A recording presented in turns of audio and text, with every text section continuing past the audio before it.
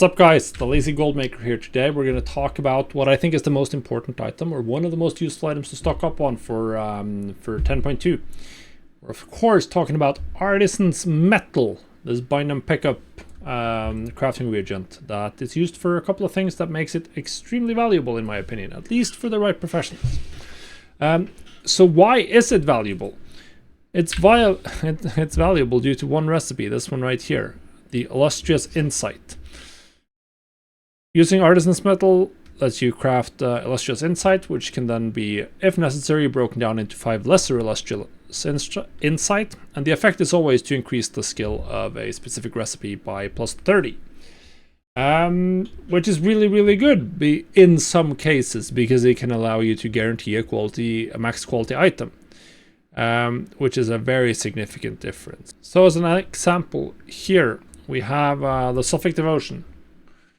So the average profit is 468 gold right now.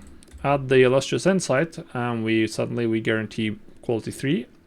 And suddenly the average profit per craft is 549. That's a 1,000 gold swing. So obviously this isn't perhaps the best recipe, because it requires one full illustrious insight. It doesn't use the lesser illustrious insight, which some other recipes does. But that's still a huge swing, right? That's 1,000 gold. 1,000 gold extra profit per craft. So that makes metal quite valuable. And this is of course at current prices.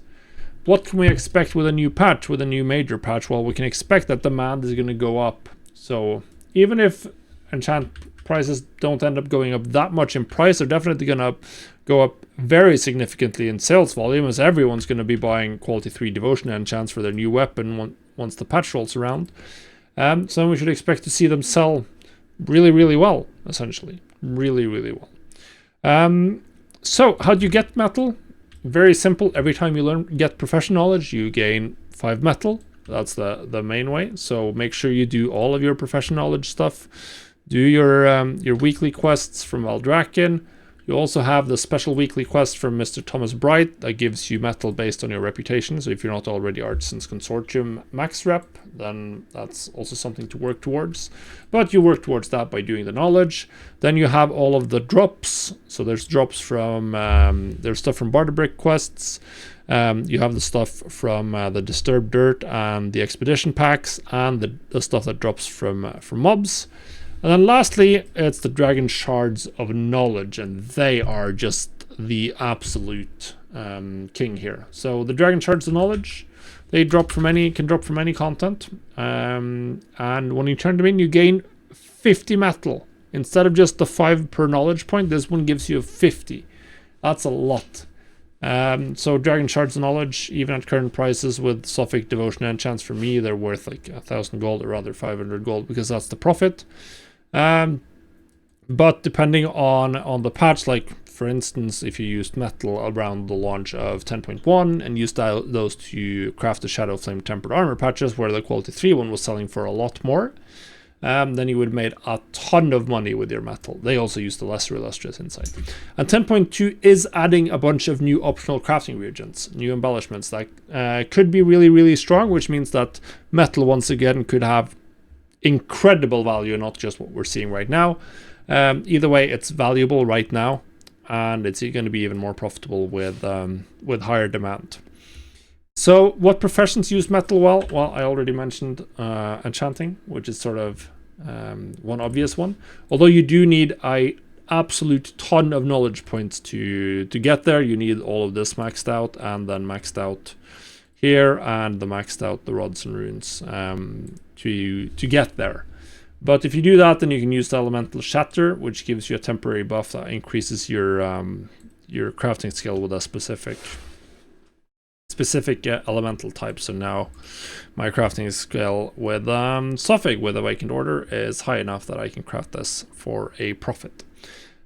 So that's an obvious one. Gems could be one as well. Particularly selling the primalist gems, which you can't guarantee max quality, but if you use metal, then you can guarantee max quality, and that's just a lesser illustrious insight. Optional crafting reagents, the embellishments, that's another potential candidate. And then maybe even alchemy. I haven't looked too deeply, but I think there are some recipes where you can maybe guarantee quality 3 or maybe guarantee quality 3 with reach a more attractive break point even with cheaper materials. There's a lot of opportunities. I would suggest stay on top of your knowledge farms, particularly on any enchanters, jewel crafters, or even if you know that you used a lot of metal, went through a lot of metal, just doing crafting orders, because you can also use this when you're selling crafting orders. If you're someone sitting in chat like these guys here, I'm gonna guarantee quality 5, and then you charge a higher price to use your metal and get a guaranteed quality 5 on the first craft, rather than having them take the risk of recrafting and having to use more materials, essentially.